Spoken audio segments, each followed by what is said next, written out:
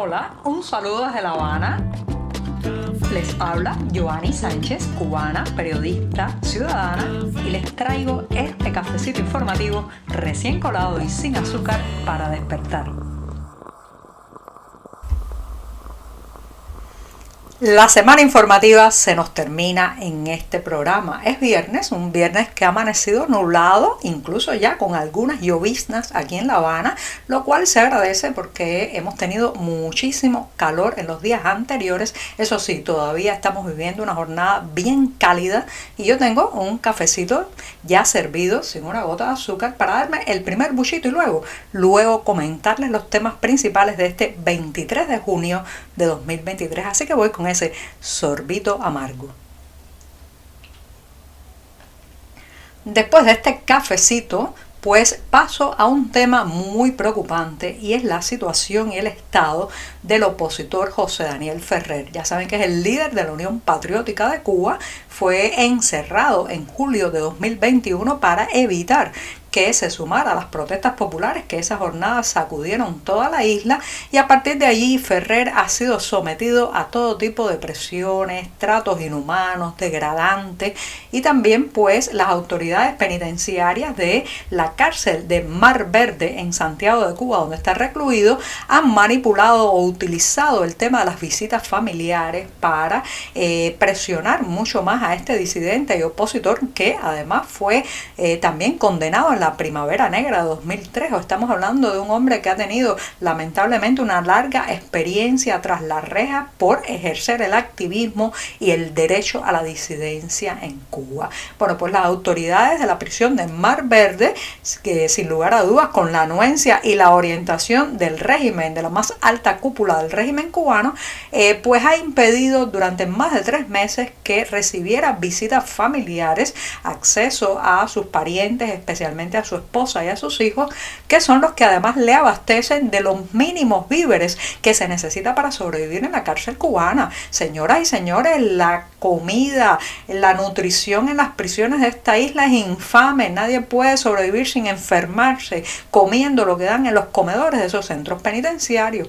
Entonces la familia tiene que desplegar un heroísmo, un sacrificio, una búsqueda de captura de cualquier tipo de alimentos para llevarle a su pariente preso. En el caso de José Daniel Ferrer, le han impedido o le impidieron durante más de 3 meses el contacto con su familia, e incluso le cancelaron las llamadas reglamentarias, las llamadas telefónicas a las que todo preso tiene derecho a hacer a su familia y a sus conocidos. Ayer finalmente, después de muchas presiones y de una campaña bien intensa que desarrollaron activistas, disidentes y periodistas independientes reclamando una fe de vida de José Daniel Ferrer, finalmente la familia lo pudo ver y quedaron horrorizados. Aseguran que está en muy mal estado de salud, que se ha deteriorado rápidamente y que además de eso pues los guardias del penal lo siguen presionando para que salga del país, emigre. O sea, esto es la vieja fórmula del castrismo: apresan a sus críticos, a sus disidentes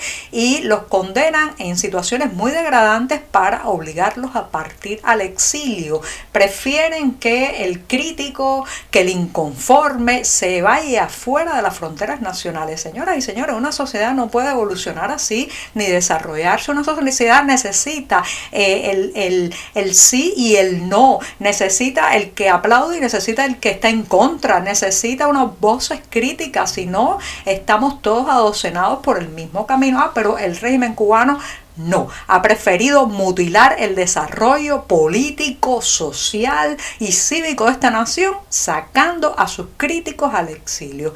José Daniel Ferrer está en una situación muy delicada, hay que alzar la voz por él.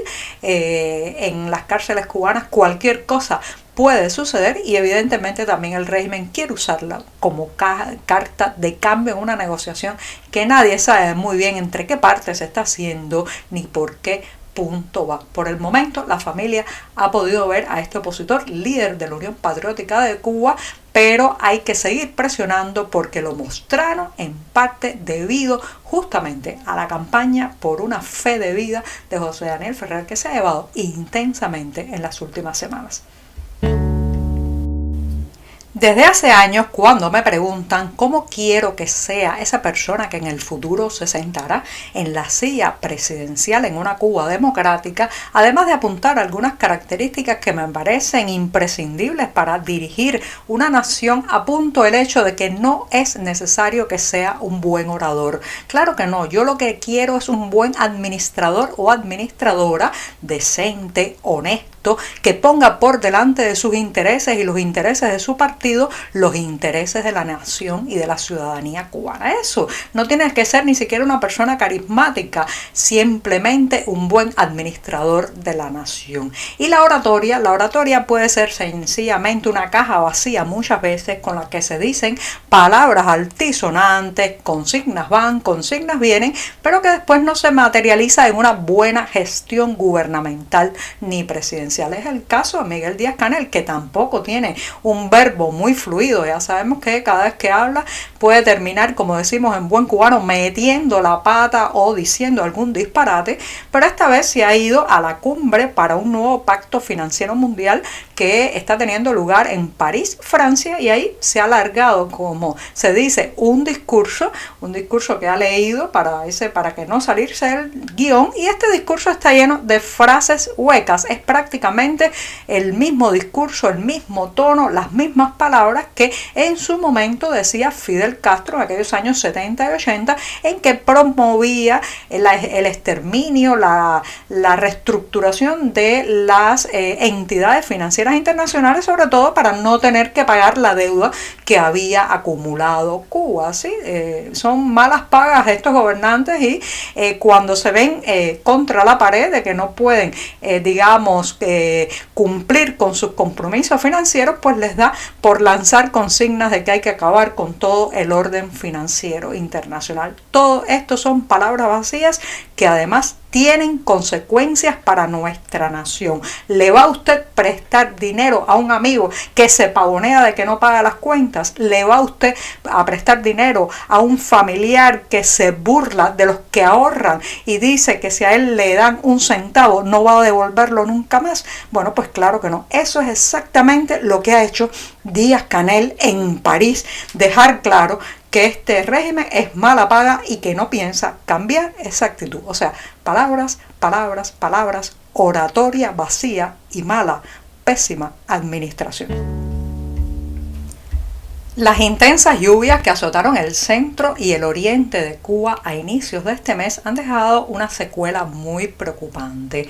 Las inundaciones provocaron que las aguas negras o aguas albañales contaminaran parte de las cisternas, los pozos y los depósitos que suministran agua a la población en diferentes provincias cubanas. Esto ha traído como consecuencia un brote o un aumento de las enfermedades diarreicas agudas. Normalmente en verano se experimenta siempre un repunte de este tipo de padecimientos, pero ahora se ha agravado precisamente por lo que arrastraron las lluvias, las inmundicias, la basura que no se recoge a tiempo y que se queda días y días en las calles echándose a perder, rodeadas de moscas y además, drenando todos esos líquidos putrefactos a la tierra y a las zonas cercanas. Bueno, pues todo eso ha agravado la situación, y para colmo de males, el sistema de salud pública cubana no tiene forma de enfrentar estos padecimientos.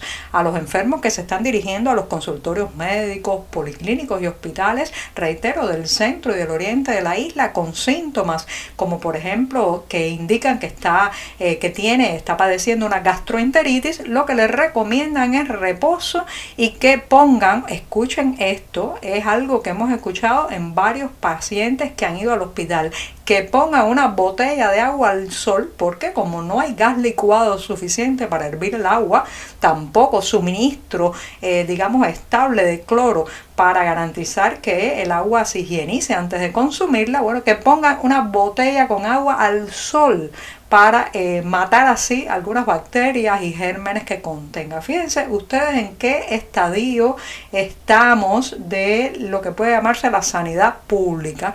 Tampoco hay sales de rehidratación oral para que estas personas puedan recuperar parte de los fluidos y los líquidos perdidos, pero Depende ahora mismo el cuidado de lo que pueda conseguir la familia en el mercado informal o que le manden los parientes emigrados. Así que tengan mucho cuidado. Hay un aumento, un repunte de las enfermedades diarreicas y todo parece indicar que va a seguir así la tendencia en lo que queda de verano.